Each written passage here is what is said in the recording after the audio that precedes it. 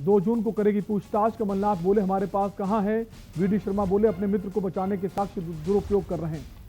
General promotion से परीक्षा का खर्चा वसूला। कक्षाध्यक्ष के प्रदेश के 9 लाख छात्रों को बिना परीक्षा घोषित होगा रिजल्ट। परीक्षा फीस के 80 करोड़ रुपए बोर्ड ने वापस नहीं किए। एमपी में लगातार तीसरे दिन मौसम ने ली करवट। कई हिस्सों में बारिश। भोपाल में तेज हवाओं के साथ बारिश के साथ गिरे ओले। आप देख रहे हैं के न्यूज, खबरों का सारथी। और बुलेटिन की शुरुआत करेंगे बैतूल से, जहां पर धड़ल्ले से संचालित हो रही है पैथोलॉजी लैब पर छापा पड़ा है।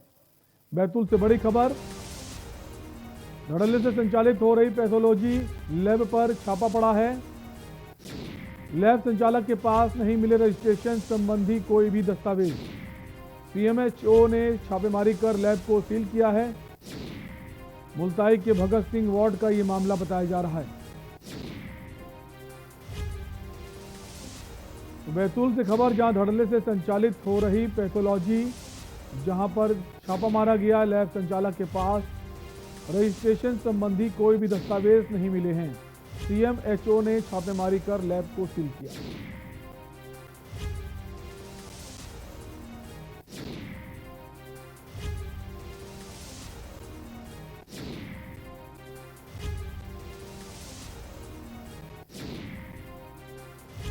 तो लैब संचालक के पास रजिस्ट्रेशन संबंधी कोई भी दस्तावेज नहीं मिले हैं। सीएमएचओ ने छापा मारा, जिसके बाद लैब को सील कर दिया गया। मुल्ताई के भगत सिंह वार्ड का ये मामला है। तो अवैध पैथोलॉजी चल रही है, जिसको लेकर सीएमएचओ का रुख सख्त नजर आया है, जिसको लेकर जो लैब है उसको सील किया गया है। तस्वीरों में आप देख सकते हैं, लैब संचालक के पास रजिस्ट्रेशन संबंधी कोई भी दस्तावेज नहीं मिले हैं। मध्य प्रदेश में मुख्यमंत्री बाल सेवा योजना रविवार से लागू हो गई है। मुख्यमंत्री शिवराज सिंह चौहान ने कोरोना से अनाथ हुए 173 बच्चों के खाते में 8,63,000 रुपए ट्रांसफर किए। इस अवसर पर वीडियो कॉन्फ्रेंसिंग के जरिए मुख्यमंत्री ने हितग्राही बच्चों से संवाद भी किया। इस दौरान भोपाल के दर्पण सोनी और अपर्णा सोनी ने कोरोना से अपने पेरेंट्स को खो दिया। दर्पण इंजीनियरिंग कर रहा है, जबकि अपर्णा 12वीं कक्षा में है। इस पर मुख्यमंत्री ने कहा वे डॉक्टर बनना चाहती है। इस पर मुख्यमंत्री ने कहा उसे एमबीबीएस सरकार बनाएगी। कोचिंग की जरूरत होगी तो उसका खर्चा भी सरकार उठाएगी। मामा साथ है, काय की चिंता। हम बीटेक भी कंप्लीट करेंगे और एमबीबीएस भी करेंगे। खबर दतिया से है, जहां प्रदेश के गृह मंत्री डॉक्टर नरोत्तम मिश्रा दतिया दौरे के दूसरे दिन मेडिकल कॉलेज में क्राइसिस मैनेजमेंट की बैठक में शामिल हुए। बैठक में 1 जून से संभावित कोरोना अनलॉक प्रक्रिया के क्या क्या खोला जाए एवं कौन सी गतिविधियों पर रोक लगाई जाए, इसको लेकर चर्चाएं हुई।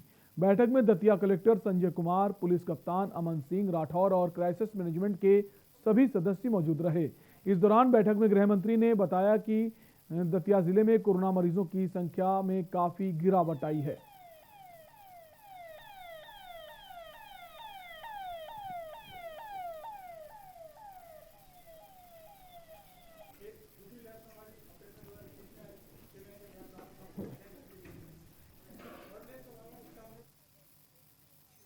भोपाल में 1 जून से अनलॉक को लेकर मंत्रालय में अनलॉक की तैयारियों के संबंध में चिकित्सा शिक्षा मंत्री विश्वास सारंग ने भोपाल सांसद साध्वी प्रज्ञा सिंह ठाकुर एवं हुजूर विधायक रामेश्वर शर्मा के साथ क्राइसिस मैनेजमेंट ग्रुप की बैठक की। इस दौरान अनलॉक की आगामी तैयारियों की जानकारी के साथ सभी वरिष्ठ अधिकारियों को आवश्यक दिशा निर्देश भी दिए गए।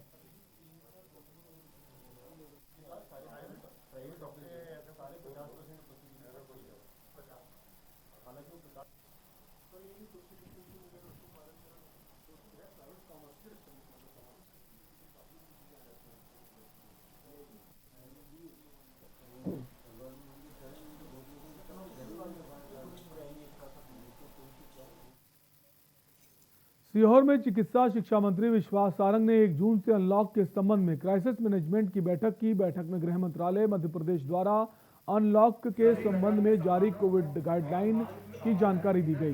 बैठक में जिले में सेवाओं को किस सीमा तक खोला जाए, इस पर चर्चा की गई। रेवेन्यू और जो हमारा स्थानीय निकाय का अमला है,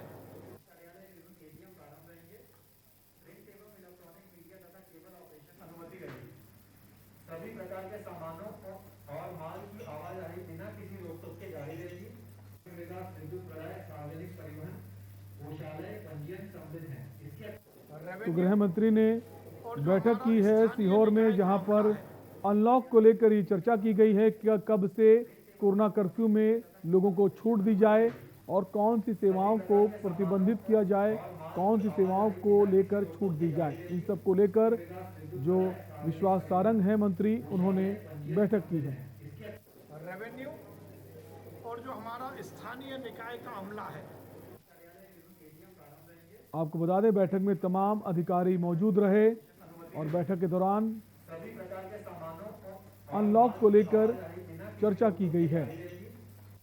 कौन सी सेवाओं पर छूट दी जाएगी और कहां छूट नहीं दी जाएगी, इन सभी मुद्दों को लेकर बैठक में चर्चा की गई है।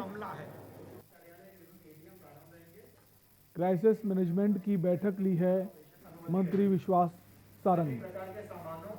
और माल की आवाजाही बिना किसी रोक टोक के जारी रहेगी।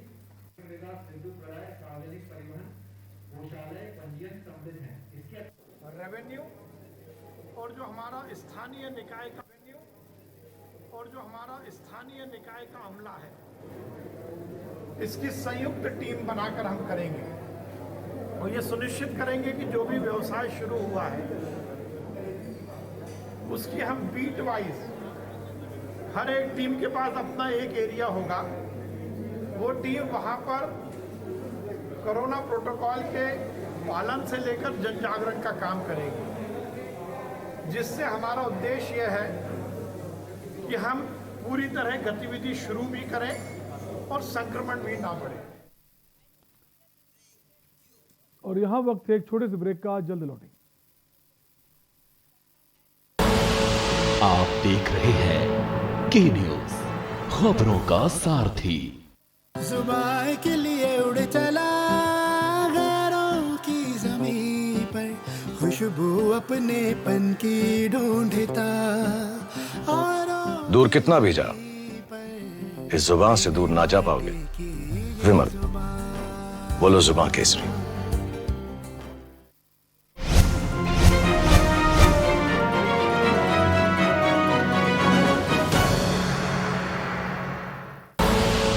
आप देख रहे हैं के न्यूज, खबरों का सारथी।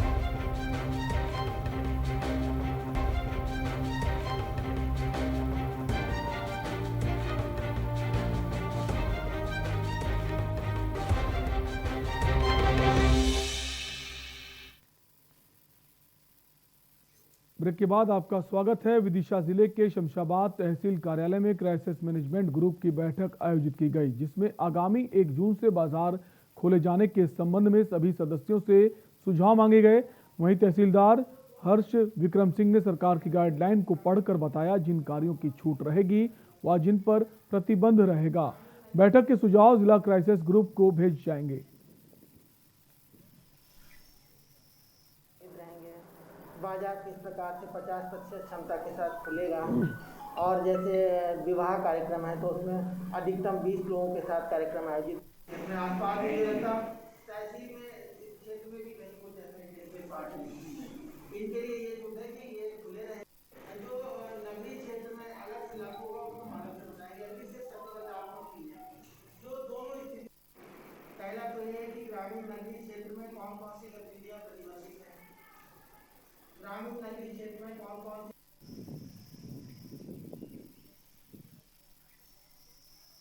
रहेंगे। बाजार के व्यापारियों का कहना है कि मार्केट को एक समय सीमा पे पूरे मार्केट को खोला जाए, और सैटरडे के दिन हमारे का मार्केट डे रहता है, हफ्ते का मेन दिन रहता है, तो पूरा बाजार खुलना चाहिए। और जो हाट बाजार सैटरडे के दिन खुल जाते हैं। मार्केट छोटा, शमशाबाद बहुत छोटा एरिया है, मात्र 1-1.5 किलोमीटर में ही पूरा मार्केट रहता है। यहाँ का कृषक क्षेत्र है ये, तो मंडी में जब किसान आता है उसको सारे ही आइटम परचेज करना है। मार्केट एक समय सीमा में पूरा मार्केट खोला जाए, हमारा प्रशासन चाहिए नहीं। कोरोना संक्रमण के बढ़ते मरीजों को देखते हुए प्रदेश सरकार ने 2 महीने का लॉकडाउन लगाया था, लेकिन अब कोरोना मरीजों की पॉजिटिव रेट कम होने के बाद प्रदेश सरकार ने अनलॉक करने के निर्देश जारी कर दिए हैं। प्रदेश सहित उज्जैन जिले ने भी राहत की सांस ली है। उज्जैन को 1 जून से नियम और शर्तों के साथ धीरे धीरे अनलॉक किया जाएगा।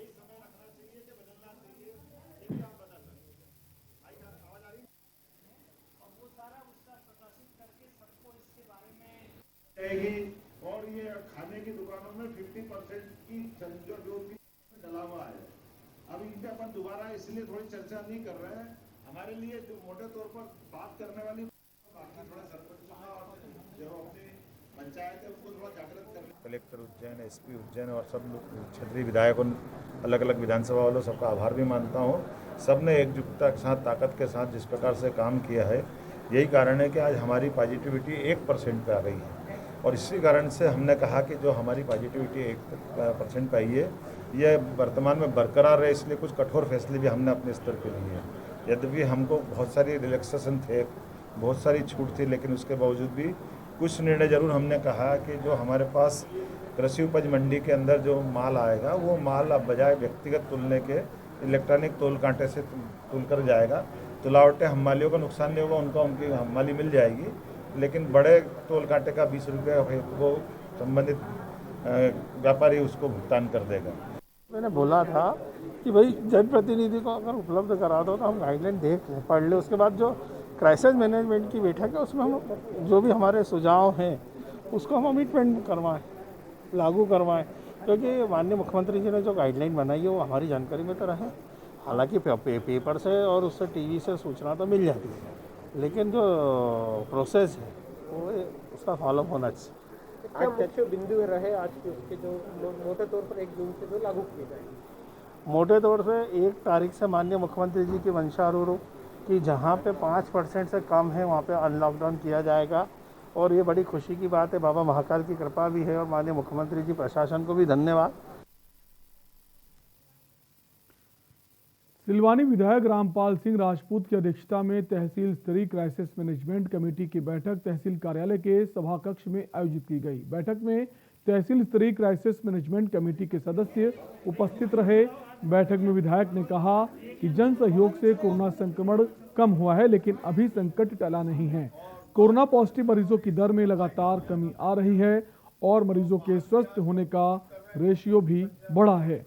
कोरोना संक्रमण को खत्म करने के लिए अभी भी सावधानी बरतनी जरूरी है।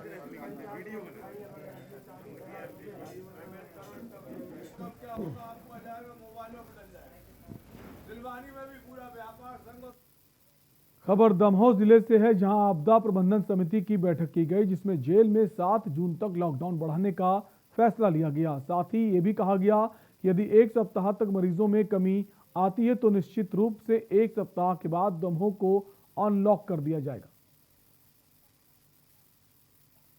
दमोह जिले में अपने नंबर ऑफ पॉजिटिव केसेस भी हो या अभी एक्टिव केसेस भी हो, जो बाकी जिले की तुलना में बहुत ज़्यादा है, सभी का यही राय रही है कि हम लोगों को एक 5-6 दिन, क्योंकि शनिवार और रविवार का ऐसे भी शनिवार रात से और रविवार और सोमवार सुबह तक, क्योंकि ऑलरेडी शासन द्वारा ही अपना लॉकडाउन का ये किया हुआ है बंद करने का, तो 1 हफ्ता जो है और अपना दमोह जिले में अपना लॉकडाउन को जो है वो आगे करने के लिए वो एक सभी का एक प्रस्ताव पारित हुआ है, क्योंकि शासन का निर्णय है कि हम लोगों को ये अपनी क्राइसिस मैनेजमेंट ग्रुप की पूरी जो प्रस्ताव जो है वो उनके पास भेजा जाएगा और उस शासन के निर्णय अनुसार फिर अग्रिम हम लोगों को जो भी कार्यवाही होगा किया जाएगा। सीहोर जिले की आष्टा नायब तहसीलदार अंकिता वाजपेयी ने तहसील के ग्रामीण क्षेत्रों का दौरा किया। इस दौरान उन्होंने ग्रामीणों को संक्रमण से बचने के उपायों को बताकर सजग रहने को कहा। कोरोना संक्रमण काल के चलते ग्रामीण क्षेत्रों में अधिकारी सतत दौरे कर रहे हैं और संक्रमण से बचाव के लिए बराबर समझाइश भी दे रहे हैं।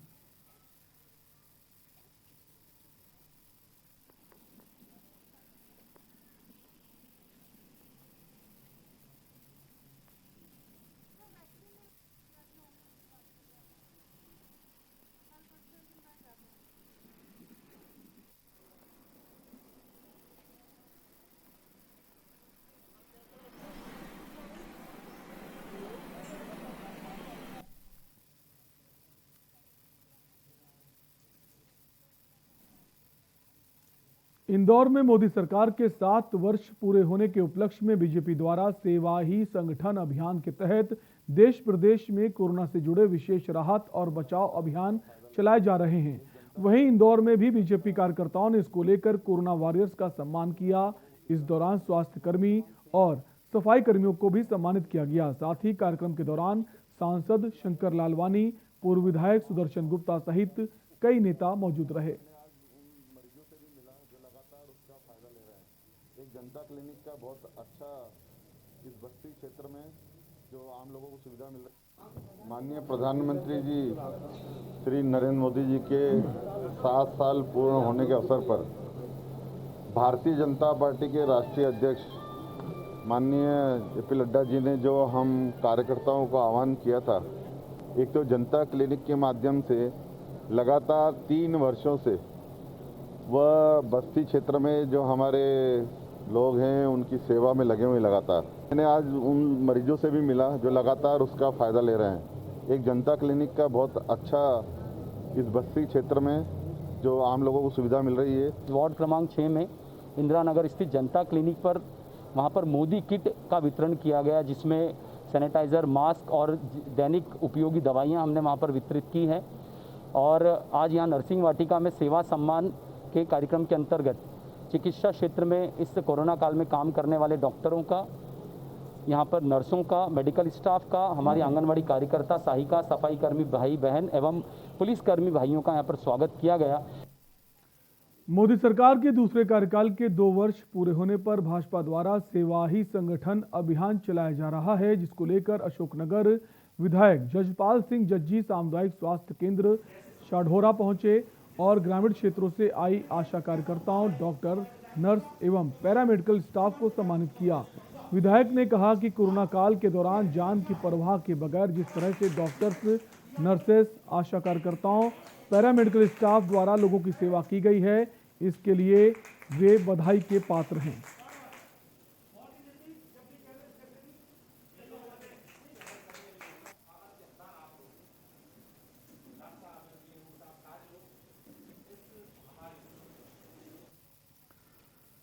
और यहां पर वक्त है एक छोटे से ब्रेक का। आप बने रहिए हमारे साथ। आप देख रहे हैं के न्यूज, खबरों का सारथी। पर ये दिल है कि चख रहा है उन्हीं अल्फाजों का दूर कितना भी जाओ, इस जुबान से दूर ना जा पाओगे। विमल, बोलो जुबान केसरी।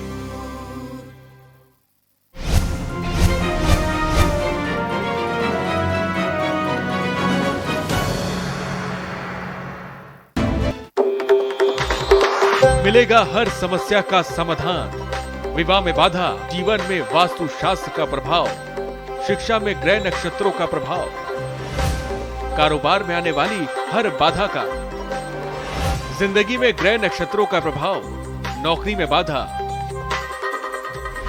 देखिए हर समस्या का समाधान लाइव विद आचार्य लंकेश। आप देख रहे हैं के न्यूज, खबरों का सारथी। ब्रेक के बाद आपका स्वागत है। मोदी सरकार के 7 वर्ष पूरे होने पर भाजपा ने सभी सांसद, विधायक एवं पार्टी के कार्यकर्ताओं को दायित्व सौंपा है कि हर शहर, गांव, कस्बे में चौपाल पर प्रधानमंत्री नरेंद्र मोदी के कार्यकाल के बारे में बताएं, जिसके चलते धार जिले की मनावर तहसील में महू लोकसभा सांसद छतर सिंह दरबार, पूर्व विधायक रंजना बघेल एवं भाजपा के कार्यकर्ताओं द्वारा मोदी सरकार के कार्यकाल के कार्यों की विस्तृत जानकारी दी गई।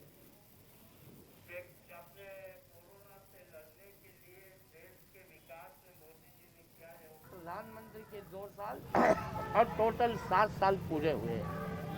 आज पार्टी की ओर से, केंद्रीय नेतृत्व की ओर से आज सभी कार्यकर्ताओं को, सांसदों को निर्देश जारी हुए कि आज हमारे मोदी जी ने 5 साल में इस देश के लिए क्या किया, त्याग, तपस्या, बलिदान करते हुए क्या किया, और ये 2 साल में टोटल मिला के 7 साल में मोदी जी ने इस देश को क्या दिया, क्या पाया, उससे हमको सभी सांसद, विधायक, जिला अध्यक्ष, पार्टी के पदाधिकारी, कार्यकर्ताओं को दायित्व सौंपा है कि गांव-गांव जाके चौपाल पे मोदी जी के 7 साल के कार्यकाल का और इस देश का स्वाभिमान बढ़ाया, इस देश का गौरव बढ़ाया।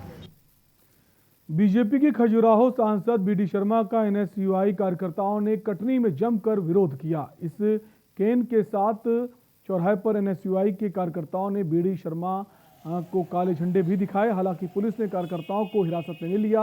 वहीं एनएसयूआई जिलाध्यक्ष अंशु मिश्रा ने आरोप लगाया कि मौजूदा सरकार दमनकारी नीति अपना रही है और लगातार विरोध करने वालों पर डंडे बरसाए जा रहे हैं।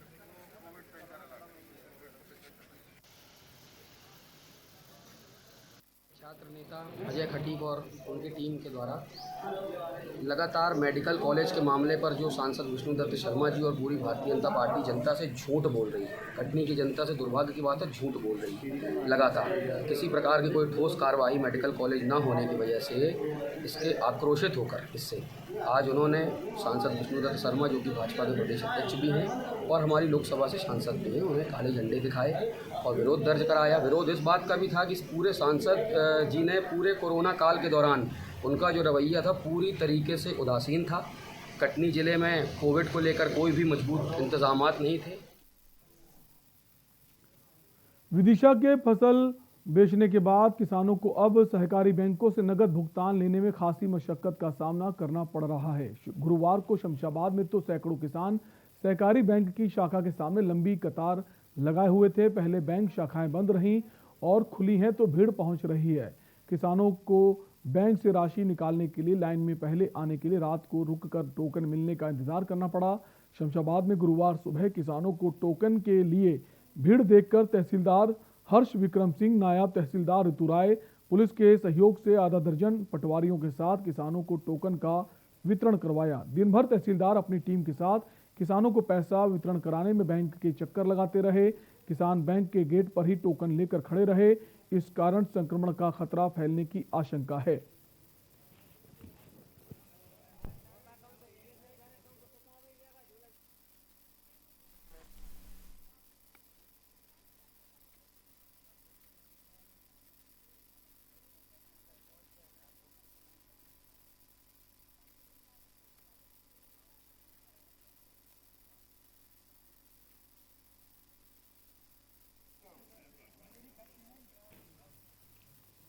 और फिलहाल के लिए आपसे लेंगे इजाजत। बाकी खबरों के लिए बने रहिए के न्यूज इंडिया के साथ। नमस्कार।